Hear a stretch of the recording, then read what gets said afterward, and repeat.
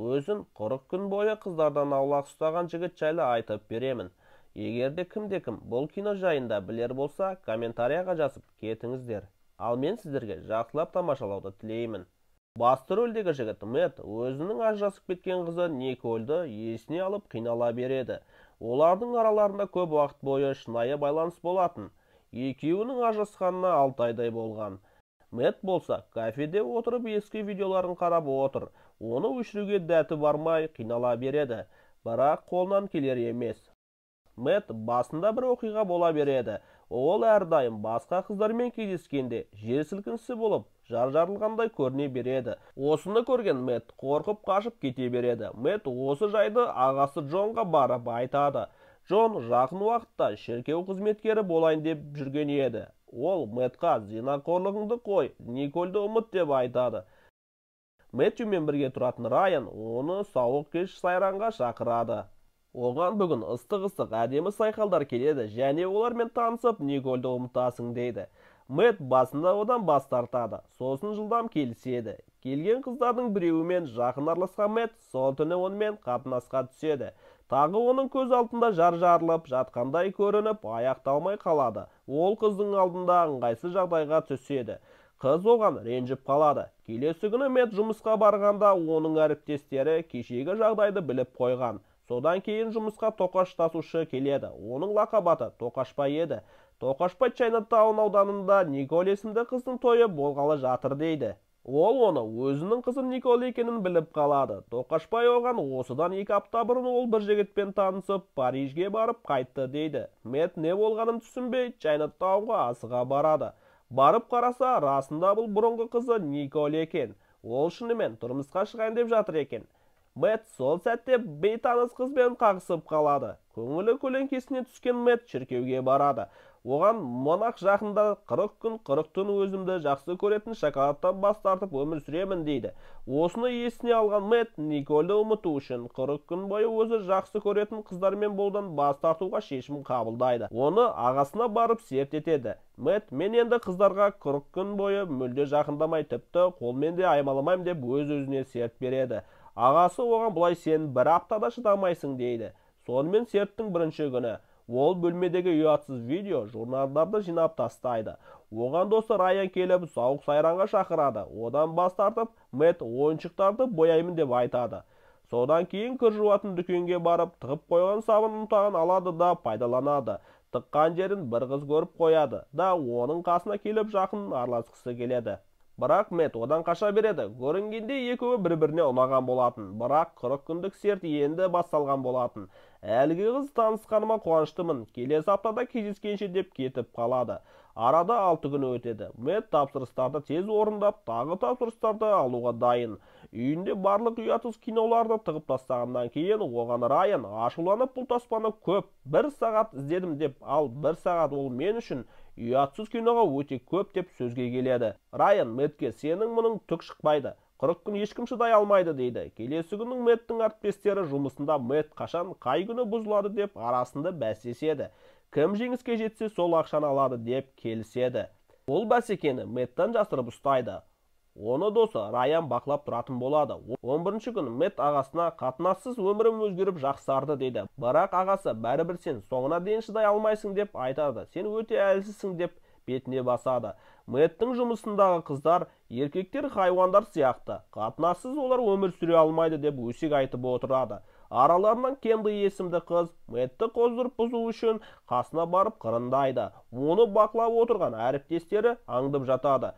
Кенди санын ашып татуы жайлы сұрайды. Тағы қандай тату салу керек екенін айт дейді. Мэтт оған көмектесуден бас тартып бөлмеден қобалжып шығады. Оны бақылаған әріптестері еш нәрсені білдірмей жұмыстарын жалғастыра береді. Мэтт киім жуатын дүкенге оралады. Сондағы әлгі қызды көріп, онымен жақсы оймен танысуға бел байлайды. Оның аты Эрика. Ол кибер бала қорғаушы. Оның жұмысы ұятсыз кино көретін балаларды тауып интернеттен бұғаттаушы қызметі түрі болады. Екеуінің әңгімесі жараса кетеді де кездесуге келіседі. 16-шы күн Мэтт пен Эрика кездеседі. Ол екеуі автобуспен серуендейді. Мэттің әріптесі айтқандай, егер кімде-кім қызбен жатқысы келсе, оны мейрамханаға апарады. Ал егер жақсы көрсе, оны өзі жақсы көретін жерге апарады. Ал Мэттің жақсы көретін жері автобустың іші еді. Күні бойы серуендеген жұптар қоштасар алдында Эрика оны сүйіп алғысы келеді, бірақ серті есіне түскен Мэтт қолын алып қаша жөнелгенде сүрініп құлайды. Кездескенше, ертең қоңырау шаламын деп құтылады. Келесі күні Тоқашбай Мэттен кешегі кездесу қалай өтті деп сұрайды. Әріптесі Тоқашбайға ымдап, артыңды қыс, білдіріп қойма деп айтады. Бірақ Мэтт бәрін біліп қояды. Оған әріптесі бәсекеге арналған сайтын көрсетіп, тіпті оның жарнамасы ұятсыз сайттарға шығып кеткенін айтады. Бірақ ол сайтты кейбір бала қорғаушы бұғаттап тастаған болатын. Мэтт Эриканың жұмысына дереу жетіп келгенде, оның жұмысындағылар оның сертін біліп алған болады. Эрика оған ренжіп, менімен төсектес болмау үшін бәсекелестің деп айыптайды. Мэтт барлығын түсіндіргісі келгенде, Эрика сен бір қозып жүрген біреусің деп тыңдамай кетіп қалады. 22-ші күн бастығы Джерри оның әйелі қазір оған бермей жүргенін айтады. Және сен маған шабыт бердің, мен де сен сияқты әйеліме жақындамай жүремін, сосын өзі-ақ сұрайтын болады дейді. Эрика Мэттті жай ғана тамақтануға шақырады. Екеуі тамақтанып отырғанда ол Никольді көріп қалады. Қатты қобалжыған Мэтт орнынан тұрып тығылып әжетханаға бара жатқанда аспазшы оның үстін өртеп алады да адамдардың назарын аудартады. Оның қасына Николь мен күйеуі келіп бірнеше сөзді айтып кетеді. Эрика Мэтттің осы себепті 40 күн серт беріп жүргенін біледі. Оны Мэтт жоққа шығарып, жасырғысы келеді. Бәрібір Эрика шындықты біліп қояды. Эрика оған осы ақмақтық сертінді бітір, сосын мүмкін кездесіп шешерміз деп ренжіп кетіп қалады. Келесі күні жұмыста екі қыз келіп, осы күнге сенің бұзылуыңа бәсекелескен едік, сені енді біздер бұзамыз деп екеуі бір-бірімен сүйісе кетеді. Мэтт олардан қашып шығып құтылады. Қобалжыған Мэтт ағасына айналадағы қыздардың бәрі маған жалаңаштай көрінеді. Әбден қиналып бара жатырмын деп шағымданады. Ағасы шыда, ол өтіп кетеді деп сабырға шақырады. 35-ші күн бастығы Джерри оның әйелі одан сұрамақ түгілі менсіз тіпті ол бақытты деп айтады. Дәл осы күнге бәс тіккен бір әріптесі Мэтттің суына қоздырғышты салып жібереді. Бірақ ол ішіп бастағанда біреу оның көңілін аударып жібереді де кетіп қалады. Оның орнына бастығы Джерри қоздырғышты ішіп қояды. Джерри болса кешке дейін жұмыстағы әр қызға тиіскісі келіп әрең шыдайды. Қоздырғышты салып жіберген жігіт Мэттті бөлмеде тығылып отырған жерден тауып алады да, жетер енді, сен бәріне дәлелдедің, бұлыңды шығар. Бүгін мен бәс тіктім, ұтсам екеуміз теңдей бөліп аламыз дейді. Шыдамы таусылған Мэтт журналын алып әжетханада буын шығарайын деп жатқанда, қасындағы әжетханадан біртүрлі дауыс шығады. Бұл бастығы Джерри болады. Ол үшінші рет сертін бұзып жатқан екен. Мэтт қолындағы журналды Джерриға беріп, өзі терезеден секіріп кетеді. Эрикаға бет алған Мэтт өткенін айтып береді. Сосын олар да гүл арқылы бір-бірімен тимей қосылады. 38-ші күн презентацияға асығып бара жатқан Мэттің шекесі жұқарып, ол өз-өзін ұстай алмай бастайды. Сосын оны үйіне қайтарып жібереді. Үйіне келгенде күйеуімен ажырасып келген Никольді кезіктіреді. Николь күйеуі жайлы айтып, жыламсырап қайта қосылайық дегенде, Мэтт одан бас тартады да есікті тарс жауады.